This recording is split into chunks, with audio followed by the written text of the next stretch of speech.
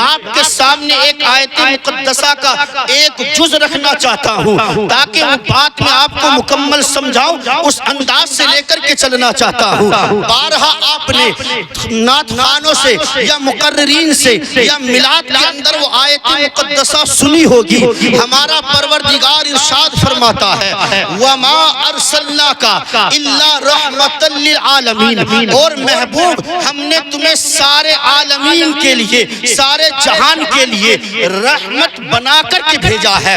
حضرات، یہ رحمت بنا کر کے اللہ نے ہمارے نبی کو بھیجا ہے۔ اس رحمت کا مطلب کیا ہے؟ ہم سنتے تو ہیں کہ ہاں ہمارے نبی رحمت بن کر کے آئے ہیں، لیکن یہ کیسی رحمت بن کر کے آئے ہیں؟ آؤ میں آپ کو اسی رحمت کے بارے میں سمجھانا چاہتا ہوں۔ حضرات، پہلے آپ رحمت کا معنی سمجھے کہ رحمت کہتے کسے ہیں، تو سنو، رحمت کا معنی دو لفظوں سے مکمل ہوا کرتا ہے۔ کتنے لفظوں سے؟ بولتے رہیں، کتنے لفظوں سے؟ دو۔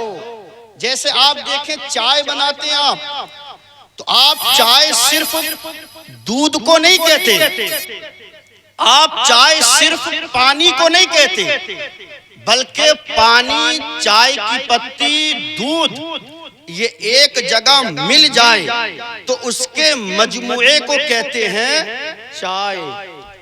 اسی طرح آپ سمجھیں، رحمت یہ صرف ایک لفظ ہے، لیکن اس کا معنی بتانے کے لیے دو لفظ آتے، دو لفظوں کا مجموعہ ہوا کرتا ہے۔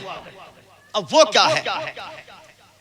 ایک لفظ ہے الرفق اور دوسرا لفظ ہے التعطیف، جو کہ عین، طا اور فا سے بنا ہے۔ ان دونوں لفظوں کے مجموعے کا نام ہے رحمت۔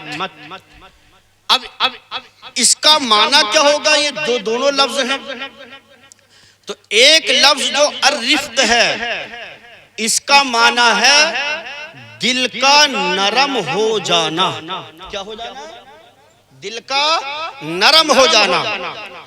اور تعطیف کا معنی ہے کہ دل کے نرم ہونے کے بعد اس پر کرم کر دینا۔ کیا کر دینا؟ کرم کر دینا۔ کہ کوئی پریشان ہے، اس کی پریشانی کو دیکھ کر کے کسی کا دل نرم ہو گیا، اس کو کہتے ہیں رفق۔ اور جس پریشانی میں وہ مبتلا ہوا ہے، اس پریشانی کو دور کر دینے کا نام ہے تعطیف۔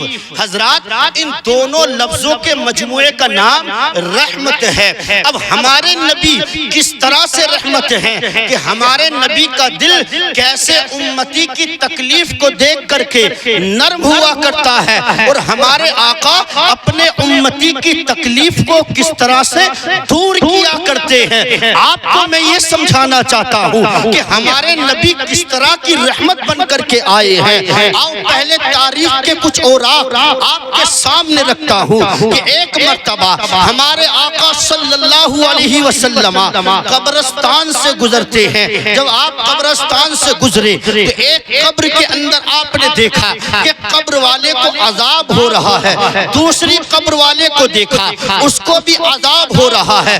میرے آقا ٹھہر گئے، رک گئے وہاں پر۔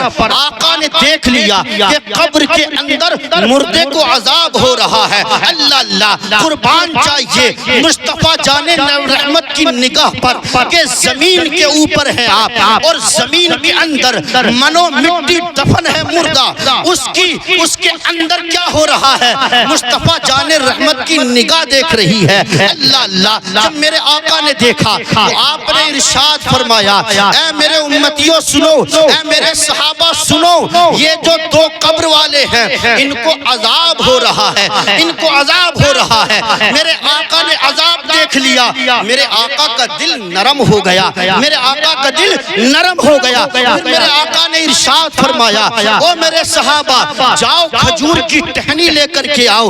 کھجور کی ٹہنی لائی جاتی ہے۔ آقا نے اس ٹہنی کے دو ٹکڑے کیے، ایک کو ایک قبر پر رکھ دیا، ایک کو دوسری دوسری قبر پر رکھ دیا۔ آقا اس کو کیوں کیا آپ نے؟ ٹہنی قبر پر کیوں رکھی؟ تو آقا نے ارشاد فرمایا کہ جب تک یہ ٹہنی کر رہیں گی اللہ کی تسبیح و تحلیل کرتی رہیں گی، اور جب تک تسبیح و تحلیل ہوگی مردوں کے عذاب میں تخفیف ہوتی رہے گی۔ اب سمجھ جائیے کہ آقا نے اپنے امتی کی تکلیف کو دیکھا تو دل نرم ہو گیا، اور پھر بعد میں آقا نے امتی کی تکلیف کو دور کر دیا، اور اسی کو کہا کرتے رحمت للعالمین۔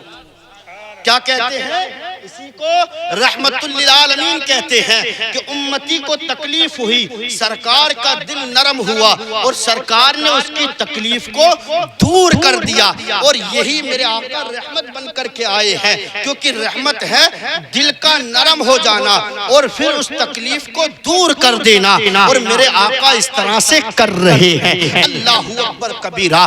اور آگے چلو، کیوں؟ اس لیے کہ میرے آقا ایک جہان کے لیے رحمت نہیں بن کر کے آئے، بلکہ سارے جہان کے لیے رحمت بن کر کے آئے ہیں۔ اور سارے جہان کتنے ہیں؟ علماء اکرام فرماتے ہیں کہ 18,000 عالم ہیں، تو پتہ لگا کہ ہمارے نبی 18,000 جہان کے لیے رحمت بن کر آئے۔ کتنے کے لیے؟ 18,000 جہان کے لیے رحمت بن کر کے آئے۔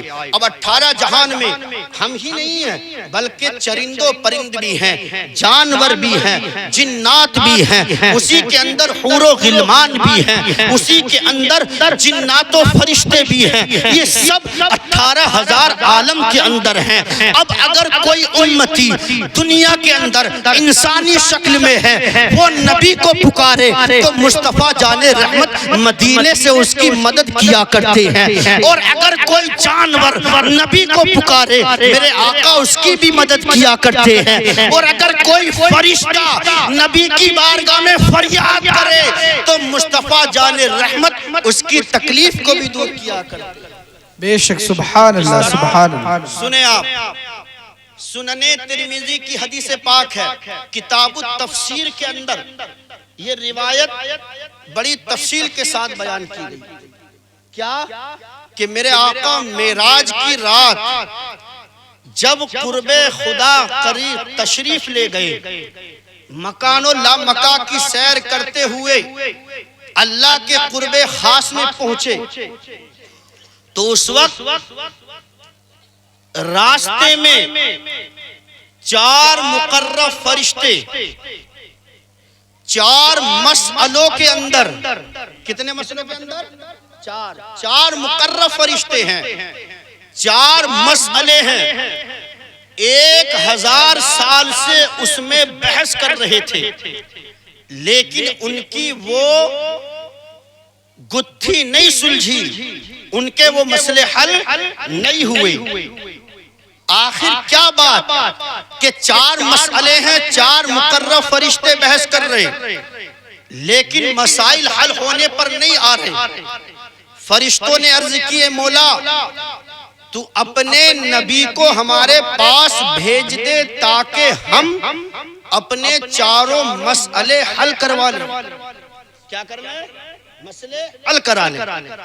اللہ نے کرم فرمایا، اپنے نبی کو معراج کی رات ان فرشتوں سے ارشاد فرمایا کہ فرشتوں میرا محبوب آیا ہے، اپنے مسائل کو حل کر لو۔ کیا کر لو؟ مسائل کو حل کر لو۔ اللہ اللہ، اللہ نے ارشاد فرمایا محبوب یہ بتاؤ کہ یہ فرشتے کن مسئلوں میں بحث کر رہے ہیں؟ تو عرض کی مولا تو بہتر جانتا ہے۔ آقا فرماتے کہ اللہ نے اپنا دست قدرت میرے شانوں کے درمیان رکھا، جس کی وجہ سے مجھے ما کان و ما یکون کا علم حاصل ہو گیا۔ جو کچھ ہوا ہے یا جو کچھ قیامت تک ہوگا ان ساری چیزوں کی جانکاری، ان ساری چیزوں کا علم مجھ کو مل گیا۔ اللہ اکبر کبیرہ۔ جب دست قدرت رب نے رکھا، رب نے نے ارشاد فرمایا محبوب بتاؤ یہ کن مسئلوں میں بحث کر رہے ہیں؟ ارشاد فرمایا اے مولا یہ 4 مسئلوں میں بحث کر رہے ہیں۔ تو رب نے ارشاد فرمایا فرشتوں اب میرے محبوب سے اپنے مسئلوں کا حل پوچھ لو۔ فرشتوں نے عرض کی یا رسول اللہ یہ بتائیے ہمارے 4 مسئلوں کے جواب کیا ہیں؟ ان میں سے سب سے پہلے حضرت میکائیل کھڑے ہوتے ہیں، عرض کرتے ہیں یا رسول اللہ سب سے پہلا میرا سوال ہے یہ فرمائے کہ درجات کس کو کہا کرتے ہیں؟ کیا درجات؟ پہلا مسئلہ کیا تھا؟ درجات کا، یعنی وہ کام کون سے ہیں کہ جن کو بندہ کرے تو اس کے درجے بلند ہوا کرتے ہیں۔ کیا ہوتے ہیں؟ بلند ہوا کرتے ہیں۔ میرے آقا نے ارشاد فرمایا وہ درجات 3 کام ہیں۔ کتنے کام ہیں؟ اب کس کے مسئلے حل ہو رہے ہیں؟ فرشتوں کے، ہمارے نہیں بلکہ فرشتوں کے۔ وہ کتنے ہیں درجات؟ 3، یعنی وہ کام 3 ہیں کہ اگر بندہ ان کو کرے تو اس کے درجے بلند ہوا کرتے ہیں۔ آقا نے فرمایا سب سے پہلا کام ہے کہ بھوکوں کو کھانا کھلایا جائے۔ بھوکوں کو کھانا کھلانے والا اگر بھوکوں کو کھانا کھلایا کرتا ہے تو اللہ تعالیٰ اس کام کی وجہ سے اس کھانا کھلانے والے کے درجوں کو بلند کیا کرتا ہے۔ اور دوسرا کام ہے سلام کرنا، کہ کوئی بیٹھا ہوا ہے بندہ مومن ہے اس کو سلام کیا جائے، سلام کو عام کیا جائے تو سلام کرنے والے کا درجہ بلند ہوا کرتا ہے۔ اور تیسری بات آقا نے ارشاد فرمائی کہ اگر ساری دنیا سو رہی ہو، سب اپنے بستر پر آرام سے ہو، اس تنہائی میں بندہ اٹھ کر کے وضو کرے اور وضو کرنے کے بعد رب کی بارگاہ میں نماز تہجد ادا کرے تو اللہ تعالیٰ اس کے درجوں کو بلند کیا کرتا ہے۔ بے شک سبحان اللہ سبحان اللہ ماشاءاللہ درجوں سبحان کو اللہ بلند کیا کرتا ہے۔ پھر حضرت اسرافیل کھڑے ہو گئے۔ حضرت اسرافیل جب کھڑے ہوئے تو آپ نے عرض کیا یا رسول اللہ یہ بتائیے کہ کفارات کسے کہا جاتا ہے؟ کفارات یعنی دوسرا مسئلہ پوچھنے کے لیے حضرت اسرافیل کھڑے ہوئے، عرض کی کفارات کیا ہیں؟ وہ کام کہ جن کو بندہ کرے تو اس کے گناہ مٹا دیے جاتے ہیں۔ حضرات کون ہے جو اپنے گناہوں کو مٹوانا نہیں چاہتا ہو؟ ہر کسی کی خواہش ہوتی ہے کہ ہم نے نادانی میں جتنے گناہ کیے ہیں کاش وہ مٹا دیے جائیں، ان گناہوں کو ختم کر دیا جائے۔ اللہ اللہ، جب سرکار کی بارگاہ میں حضرت اسرافیل نے عرض کی یا رسول اللہ یہ بتائیے کہ کفارات کیا ہے؟ تو آقا نے فرمایا وہ کام بھی 3 ہیں۔ کتنے ہیں؟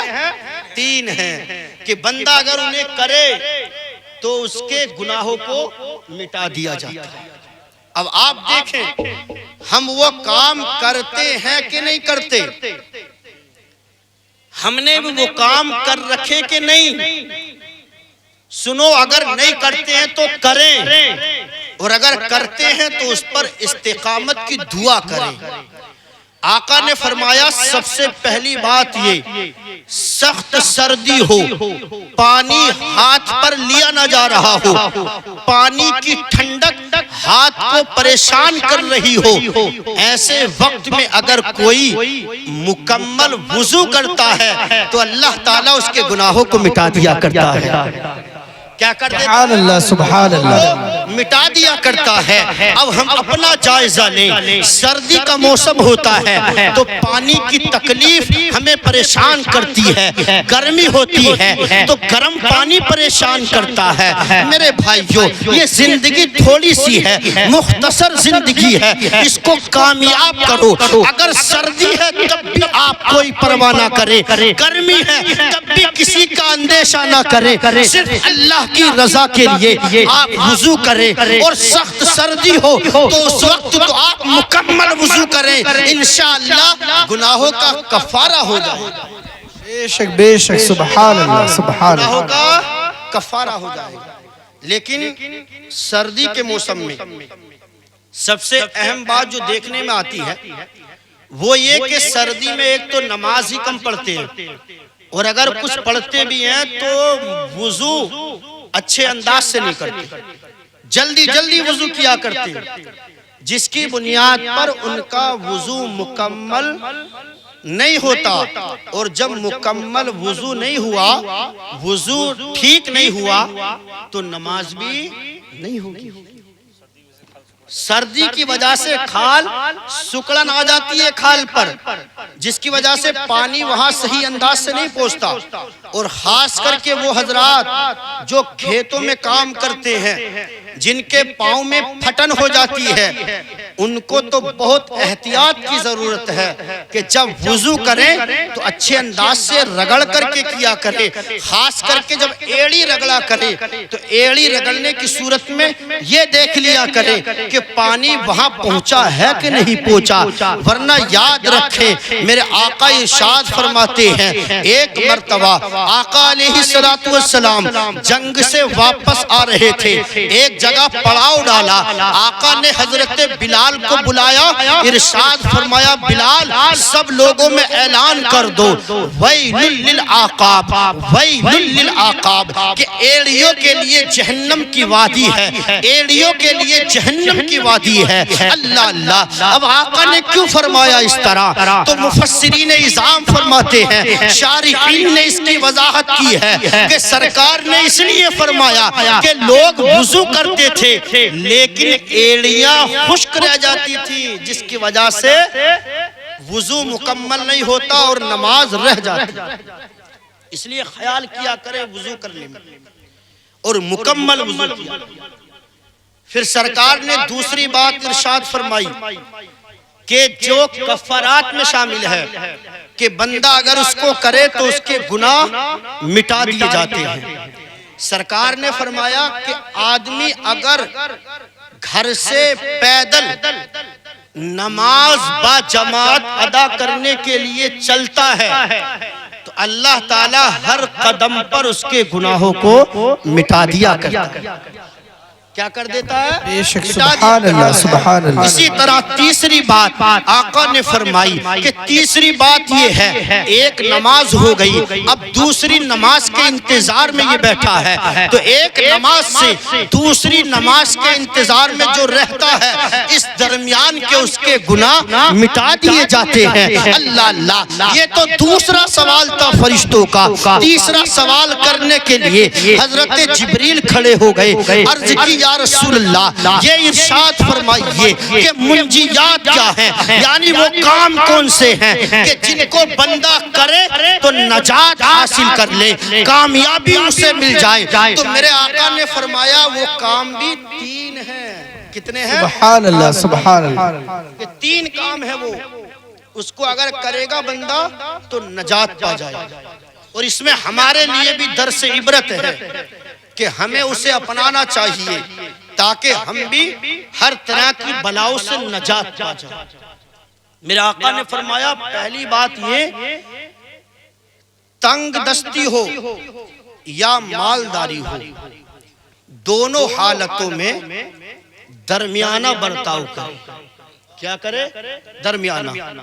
ایسا نہ ہو کہ پیسہ آ گیا تو اب خوب اڑا رہا ہے، پیسہ ہے تو ڈی جے لا کر کے شادی میں بجا رہا ہے، رنڈیاں نچا رہا ہے، ڈانس بازے کر رہا ہے، اور پھر ڈھول تاشے کے ساتھ بارات لے کر کے جا رہا ہے۔ اللہ اکبر کبیرہ، پیسہ ہے تو اس طرح سے اڑا رہا ہے، اور جب پیسہ نہیں ہے تو در بدر بھٹک رہا ہے، قرض لے کر کے دوا دارو کر رہا ہے، علاج کر رہا ہے۔ کاش اگر ہم نے سرکار کے اس فرمان پر عمل کر لیا ہوتا کہ چاہے تنگ دستی ہو چاہے مالداری ہو، دونوں حالتوں میں درمیانہ چال چلے، زیادہ خرچہ نہ کرے، درمیانہ انداز سے کام کرے، تو جو آدمی درمیانہ کام کرتا ہے وہ آدمی نجات پا لیا کرتا ہے۔